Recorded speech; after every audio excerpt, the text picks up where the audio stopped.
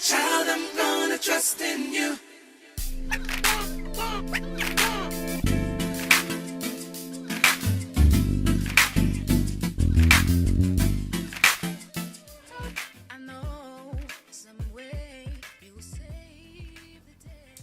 Hi Sarah. Hi Jasmine. How are you? I'm alright, thank you. And you? I'm good. It's good to see you again. Same here, yeah. Do you remember the first time we met? Yeah, I remember. Where was it? To be fair, I think we've met a number of times without actually interacting, but the first time we actually interacted would have been at Uncle Charles's wedding anniversary. Yes. How, obviously we spoke about how you were half Nigerian and yes, you and know, a bit Ghanaian. Yeah. It was so lovely just getting to know you and you know more about your background. How's the music going?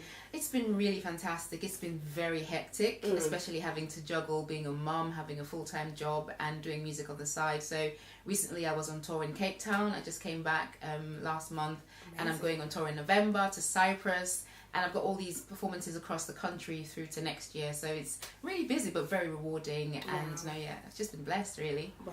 That's really awesome. You know, Finding Happiness is all about sharing a bit of what you've been through, and we spoke about the loss of your mum. Yeah. Can you tell us how that made you feel? What was your frame of mind when you lost your mum? Yeah, to be fair, the frame of mind is probably even still there because it's something that takes a really long time to heal. It's even a bit difficult to describe almost because it's not a feeling that one anticipates or even prepares for. For me, it happened in December 2017 and I was in the process of recording my album Keep Walking. I'd literally just come out of studio a few days before, recording a song called Keep Walking, the actual title track of the album. And I was on the phone to my sister the Sunday before my mum passed, and I was talking to her about, mum called me and she said, you know, she needs to talk to you and you need to call mum. I was talking about my mum's health to my sister and saying things like we need to do something, either bring her to the UK for treatment because she was living in Nigeria with my dad. And that was just a Sunday night. And then Monday morning, I got a call from my brother's wife and she was just crying on the phone. And it just broke me. It just literally, it devastated me. I don't even have the words. It crushed me. And she was just crying on the phone and going, Mummy's gone. I'm like, what? Are you sure? I mean, can they do tests? It's like, you just want to do things to almost resuscitate, like make it not real. It's not true, I'm dreaming. This cannot be happening, you know. And I know my mum had been suffering, and not really suffering, but she'd been battling, I should say, with Parkinson's for a number of years. And she'd had issues with movement and mobility and stuff. And to be fair, one of the things that keeps hope alive in a sense, or even gives me strength when I'm in those moments of despair and in my low moments, is the memories that she created with us. Those are things that stay with us. And I learnt one thing, and I'm going a bit off track, but one of the things I learnt from my mum's passing is the importance of creating memories with the people we love, because when we're gone, that's all they're going to have, you know. And the memories that she created with us, you know, sitting down with her, listening to music. In every reference I make, talking about my musical background, I always talk about how my mum loved classic Motown and soul music. That is the memory, the earliest memory I have of music is sitting with my mum, listening to Marvin Gaye, listening to Aretha Franklin and things like that. And creating those kind of memories really helped me in those difficult periods.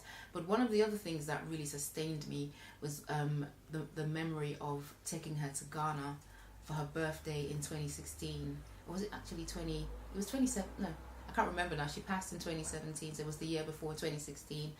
And I just had always had that, you know, tugging in my heart to do this for her birthday, because she was born in Ghana, but she'd never returned for about 20-30 years. Wow. So I wanted to take her back to the very town where she was born. And I remember I took her and my godmother along, and my godmother kept saying, this thing that you've done, Sarah, you don't know how God is going to bless you. I'm like, well, I just want to be there for my mum because I'm here and she's back home, and I want to do something really special for her. And I remember recording a video of her and asking her if she was happy, and she was like, I'm happy. And every time I miss my mum, I go back to that video, literally, and be like, I just watch her saying to me, I'm happy. And it almost is a message from her to me to say, even where I am now, I'm happy. You don't need to worry about me. You don't need to, you know, allow yourself to sink into a state of depression for me, because I'm in a much better place and I'm at peace and I'm happy, you know. But it's not an easy journey, coping with the loss of a loved one. It's really hard. Even my husband sometimes struggled to console me. I was inconsolable. It's just hard, you know. It's like my husband always says, you don't know how tight the shoe pinches unless you're actually wearing it, and that's the truth. Unless you're the one who's struggling and coping with that loss and the despair and depression that comes with it, the distress that comes with it, the emptiness that comes with it, and sometimes the dark moments as well, you don't know, you know. So it's a journey, and I'm healing, you know. And I know I struggled with so many other feelings: bitterness, unforgiveness, blaming everyone else around her, you know, because I'm like, oh, this person should have done this and that person should have done that. If they'd done this, she wouldn't have died, you know, and things like that. So there's also that, you know, element of it, but the healing is ongoing. So talking about depression, yeah, when you were going through that period, yeah, who was there to support you? Now, this is the thing about me, is I'm very much an introvert. I'm almost self-sufficient. I try not to open up, you know, show my vulnerability, but that really changed.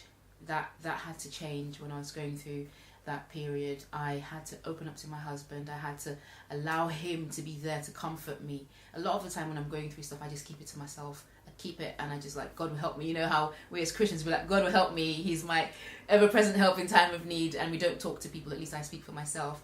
But in that period, I learned the importance of speaking up, and I'd recommend anyone going through a state of depression, despair, loneliness even, to find a person that they trust and they can actually share. There's a proverb that says, a problem shared is a problem halved. You know, once you find someone to share, you know, it can't just be anyone. It has to be someone trustworthy, someone you're comfortable opening up to, and just share, you know, what you're experiencing with them, in the hope that they will be able to support you. And sometimes even silence is a form of support.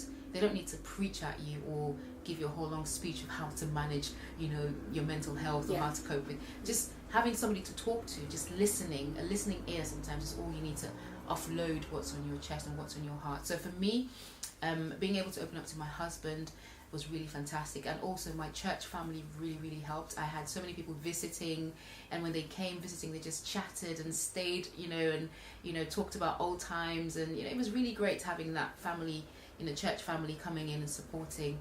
But no, it's crucial to open up to people and receive help. I'm one person who struggles to collect it, to receive help, but it taught me the importance of just being there, being able rather to allow people to be there for me and just receive the help that they had to offer.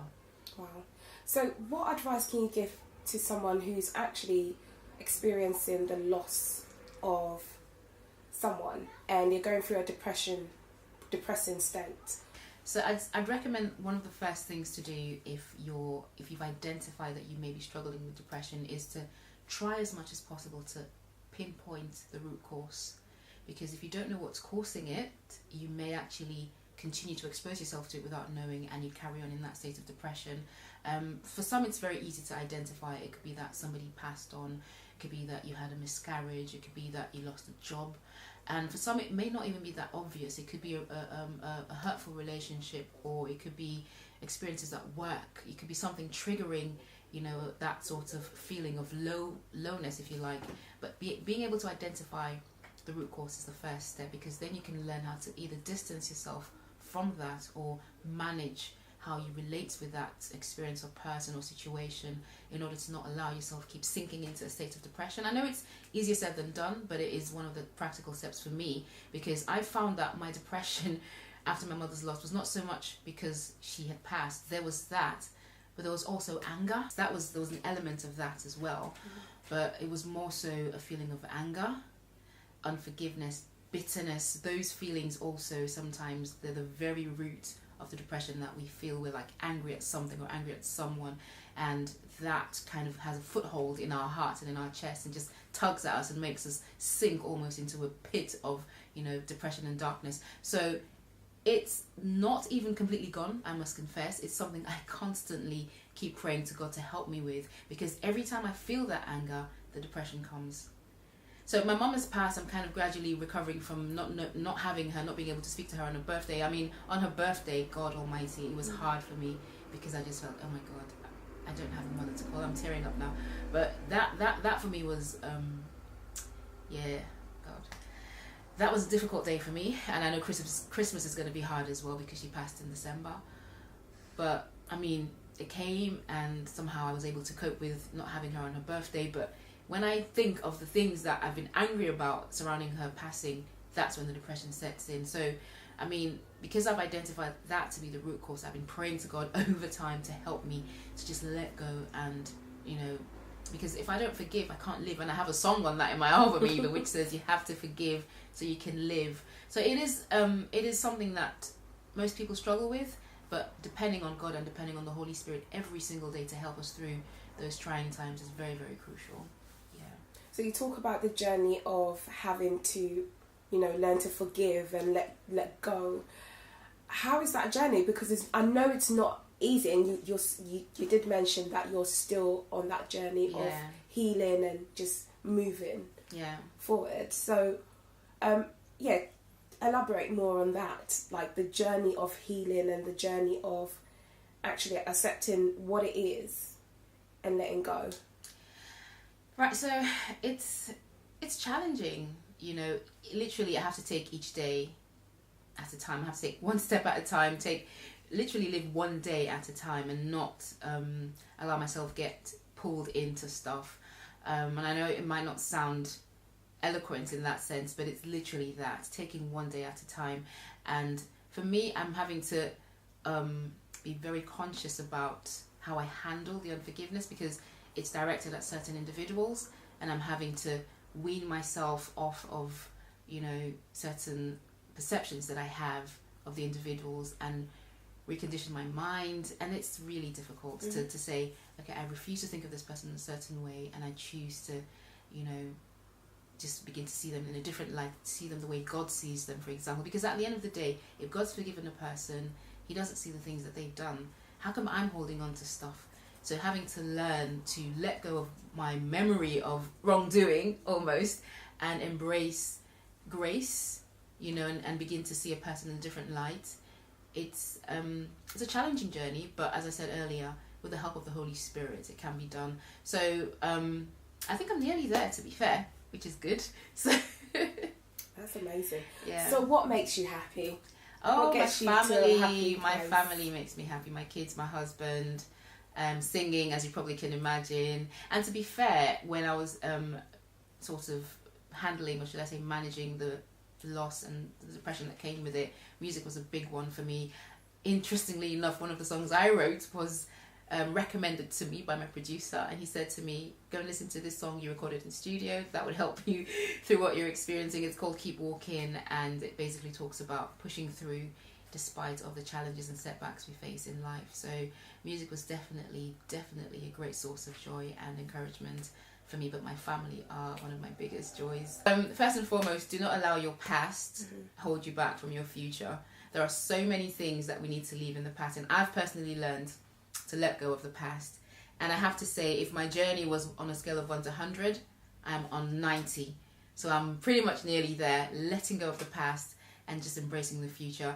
And trust me, there is so much joy in the future, you know, so much more than you can ever imagine lying ahead of you if you just let go of the past. That is very crucial. Secondly, do not limit God, what God can do in your life. I know sometimes it sounds cliche, but I'm personally somebody who's seen so many miraculous ways that God has come through for me. I remember I had to struggle through 2 miscarriages before I had my second daughter, and that was another period of despair and depression for me, which I never saw coming. But not limiting God and just trusting him to come through for me. And then I had my second daughter, who's turning 6 next year. So do not limit God. And thirdly, always remember that in every experience that you have, there is a lesson. There is a lesson in everything that you go through. It may not seem like it. It may not even be a pleasant thing to think about, because if you're going through a dark phase in your life, the last thing you want to be thinking about is, oh yes, there's a lesson in this, or oh, there's something to be taken away from this. You're not thinking that when you're in that state, because I wasn't thinking, oh, God is trying to teach me X, Y, Z. I'm just thinking, this should not be happening, and I'm very upset. I want to stay in this state of being upset for as long as I can. But no, the truth is, in every experience, the good times and the bad times, the highs and the lows, there is a lesson for us. And fourthly, your story will encourage someone else. So be willing to share whatever you've gone through, because someone else is going to take something from it, because life is a cycle. You know, what you've left behind, someone else is going to pick up, and your experience will be used, you know, be useful to someone else on their journey as well.